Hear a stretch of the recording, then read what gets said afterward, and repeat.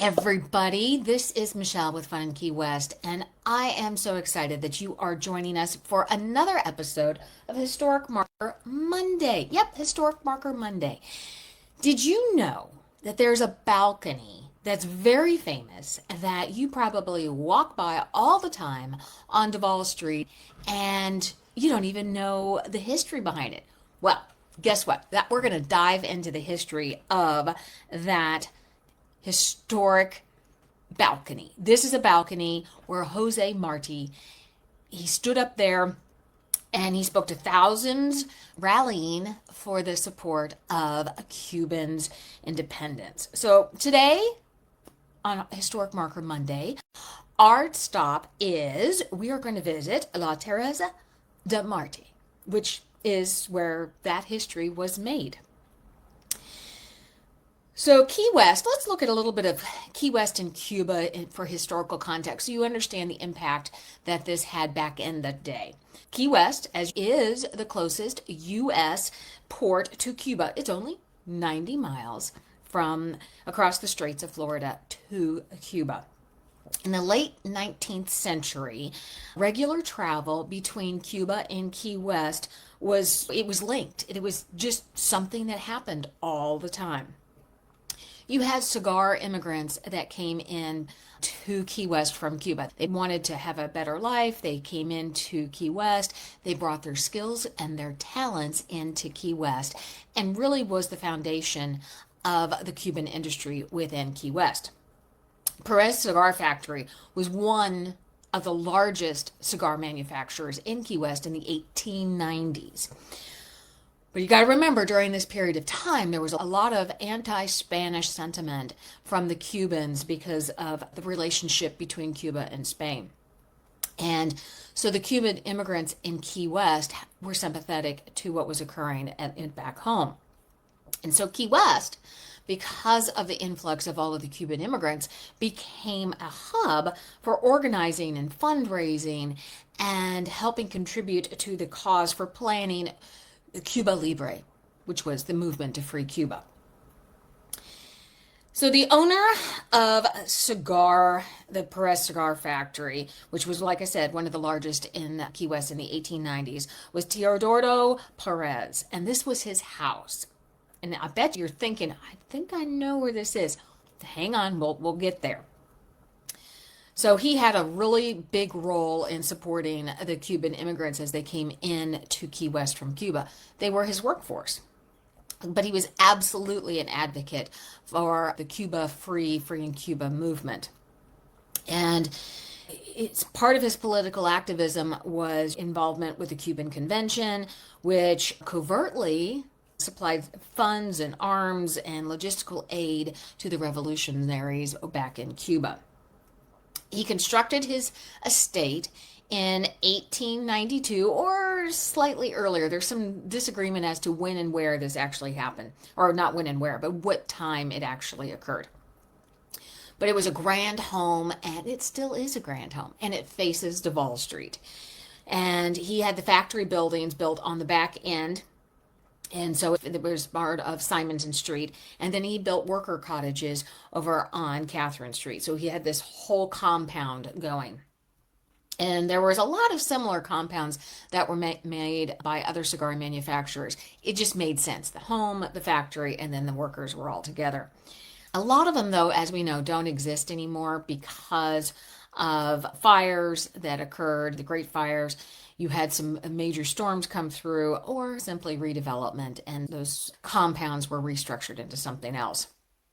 But Perez's home survives as one of the few that are left that really embodies how the cigar family lived and these compounds were made.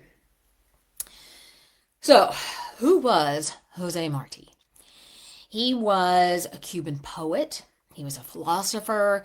He was a journalist. And the apostle of Cuban independence. He was born in January of 1853 and then passed in May of 1895. He was a central figure in mobilizing the intellectual and material support for the Cuban War of Independence against Spain. He visited Key West And there's some disagreement on the exact year he came into Key West. Some say May of 1883, and others reference May of 1892. It really doesn't matter. He came to Key West, and he addressed thousands of Cuban sympathizers from Perez's second floor balcony, rallying morale and financial support. So you can imagine, as you walk by the house today, you can just imagine somebody standing up there, just rallying the supports, everybody crowded around Duval, listening intently and wanting to be part of what was happening. When somebody stands up in a crowd and starts to speak, we all kind of lean in and we just want to know what they're saying and what can we do and do we support it and all of that.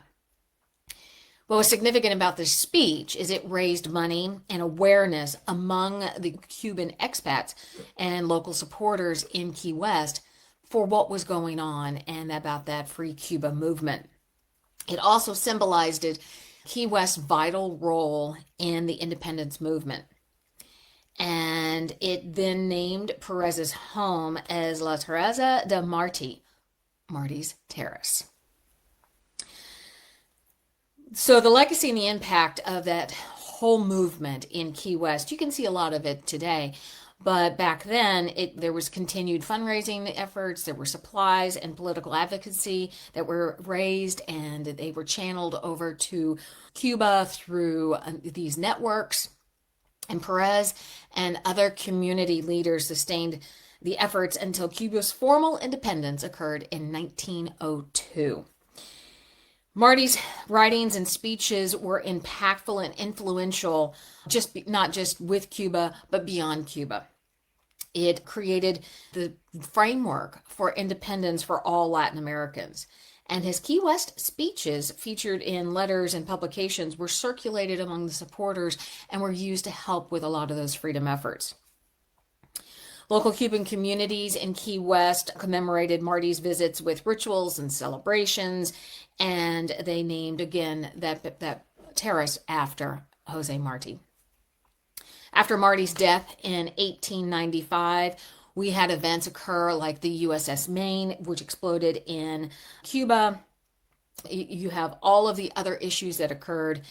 But Key West's connection to Cuba's heritage is seen in festivals and architecture and everything that occurs in Key West. You can see back and how it all blends in.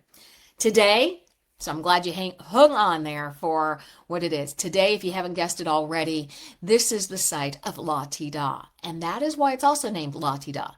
It took a play on the naming of that terrace and then created the La Tida. It is a historic hotel. You have a restaurant there. You have a piano bar. You have upgraded accommodations that you can stay at. They have a cabaret. The second floor balcony remains architecturally the same. It's been some upgrades, obviously. And so you can envision as you walk down Duval or stay at the La Tida that Jose Marti standing up there giving his speech. I like going into, they've got a very cool bar that overlooks Duval there from the La Tida. They offer a great breakfast, a brunch. Mimosas are amazing. You have the piano bar back there. It's a wonderful property. If you get a chance, go check it out. But understand, as we've always talked about, that a lot of these homes offer a lot of historical context to the foundation of what Key West is, its people and who they are. And there's all these stories that can be told. So be sure to check out La Tida. And I encourage you, maybe check out some others as you're walking down Duval, because there are many along the way. You've got the oldest house, you have San Carlos Institute, you have all kinds of stops along the way on Duval Street. If you're looking for more about that self-guided historical marker walking tour, head over to FunInKeyWest.com under what to do, historical walking tours there. It's free. Just stop, look at the buildings. There's a lot of information on the signs. I encourage you to check that out. As always, I'm always encouraging you guys to be part of our book club. It's been a blast. And so you can check out what we're reading now and what we've read in the past by going over to FunInKeyWest.com and clicking on book club at the top. And you'll see what we are all about. If you want to be part of the club and get insights into what's happening and have discussions and meet lots of fun people who have a love for Key West and its literature and history, then you need to be part of the private Facebook group. Yep, you got to be part of that. I am Michele with Fun in Key West. I am so glad that you stopped by for another episode of Historic Marker Monday. I will get that out. In the meantime, you guys have a great day. Enjoy your Monday. We'll talk to you later.